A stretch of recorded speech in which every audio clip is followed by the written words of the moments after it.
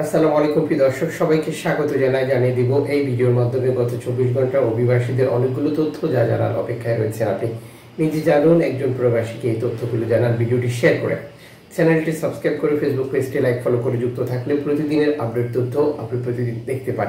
April মাসের 13 তারিখ আপনি কোন দেশ থেকে এই ভিডিওতে যুক্ত হয়েছেন কমেন্টস করবেন, ইনশাল্লাহ আপনার কমেন্টসের রিপ্লে করা হবে। আপনারা জানেন, জীবন এবং জীবিকার সন্ধানে আরো উন্নত একটি ভবিষ্যতের আশায় ভিটে মাটি বিক্রি করে ধার দেনা করে সুদের উপরে টাকা নিয়ে বাংলাদেশিদের ইউরোপে যাওয়ার যে প্রচেষ্টা তা ধারাবাহিকভাবে অব্যাহত রয়েছে। যদিও এই প্রচেষ্টা অনেকটা থমকে গেছে, অনেকেই যেতে পারছেন না, দ্বিধাদ্বন্দ্বে ভুগছেন, বিভিন্ন স্থানে আটকা পড়ে আছেন, যার প্রমাণ পাওয়া যায় ইউরোপীয় ইউনিয়নের একটি প্রতিবেদনে। ইউরোপীয় ইউনিয়নের প্রতিবেদনে 31% অভিবাসী প্রবেশ কমেছে 2025 সালের প্রথম থেকে যখন এই প্রতিবেদনটি প্রকাশিত হয়েছে তখন পর্যন্ত। এই প্রতিবেদনটি তারা কিভাবে তৈরি করেছে? তুরস্ক থেকে গ্রিস, লিবিয়া থেকে ইতালি, তিউনিসিয়া থেকে ইতালি, মরক্কো, আলজেরিয়া, মর্তানিয়া, সোমালিয়া সহ এই অঞ্চল ব্যবহার করে স্পেনে যাওয়ার যে প্রতিবেদন তার উপর এই অভিবাসীরা প্রবেশ করার পর আবার বিভিন্ন দেশে যায়। যেমন স্পেন থেকে ফ্রান্স, জার্মানিতে যাওয়ার চেষ্টা করে, ইতালি থেকে ফ্রান্সে গিয়ে যুক্তরাজ্য প্রবেশ করার চেষ্টা করে, তুরস্ক থেকে গ্রিসে প্রবেশ করার পর এই অঞ্চল ব্যবহার করে জার্মানি সহ বাকি দেশগুলোতে যাওয়ার চেষ্টা করে থাকে অভিবাসীরা।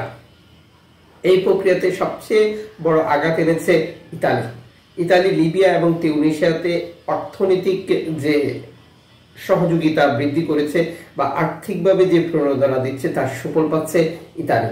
কারণ এখন আর অভিবাসীদের 2022, 21, 23-এর মতো করে ধারাবাহিকভাবে ইতালিতে প্রবেশ করার সুযোগ তারা পাচ্ছে না। প্রতিনিয়তই এনজিও সংস্থাগুলোকে হুমকি দেওয়া হচ্ছে। এনজিও সংস্থাগুলোর উপর লিবিয়ার নিষেধাজ্ঞা, ইতালির নিষেধাজ্ঞা বা নানাভাবে এটিকে একটি বেড়া জালে আটকে উদ্ধারে যেটা ধীরগতি আনা। আর এই পরিস্থিতির মোকাবেলা লিবিয়া থেকে ইতালিতে শরণার্থী যাওয়া অনেকটাই কমেছে। তার সাথে যুক্ত হয়েছে লিবিয়ার ভেতরেই বিভিন্ন মিলিশিয়া বা বিভিন্ন বাহিনী দ্বারা অভিবাসীদের উৎখাত করা, নির্যাতন করা, হত্যা করা, দর্শন করা সহ আরো বহু ঘটনা, যেটা আমরা কন্টিনিউ তিউনিসিয়াতেও দেখতে পাচ্ছি। আর এই সম্পূর্ণ অর্থায়ন করছে ইউরোপীয় ইউনিয়ন। উল্লেখযোগ্য, ইতালি, জার্মানি সহ যে দেশগুলো অভিবাসী বিরোধী, বিশেষ করে ডানপন্থী সরকার প্রধান বর্তমান ব্যবস্থাপনার সাথে যুক্ত রয়েছে। এদিকে লেবানন সহ এই অঞ্চল ব্যবহার করে সাইপ্রাসে যাওয়া তো অনেকটা বন্ধ হয়ে গেছে, যার কারণ বর্তমান সাইপ্রাসেও একটি ডানপন্থী সরকারের অবস্থান। এই পরিস্থিতি বিবেচনায় ও লিবিয়া থেকে ইতালিতে যাওয়া অভিবাসীদের ক্ষেত্রে প্রথম স্থানে রয়েছে বাংলাদেশিরা। আপনারা জানেন যে নিশ্চিত মৃত্যু জানার পরও বাংলাদেশিদের এই প্রচেষ্টা এখন যেমন অব্যাহত রয়েছে, আগামী দিনগুলোতে অব্যাহত থাকবে বলে অনেকেই মনে করছে। যার মূল কারণ হচ্ছে বাংলাদেশের রাজনৈতিক অস্থিরতা, চাকরির বাজারের সংকট এবং বাংলাদেশের বর্তমান অর্থনীতির দুরবস্থা। আর এই পরিস্থিতি থেকে বাঁচতে বাংলাদেশের যুবকরা চাচ্ছে ইউরোপে প্রবেশ করতে। হয় বাঁচবো, না হয় মরে যাব। এই প্রক্রিয়াতে প্রতিনিয়ত দুর্ঘটনা, মুক্তিপণ আদায় সহ আরো বহু ঘটনা আমরা কন্টিনিউ দেখতে পাচ্ছি। সে সাথে নতুন করে একটি তথ্য যা জানার দরকার আমাদের, সেটা হচ্ছে অভিবাসীদের জন্য একটি সুখবর।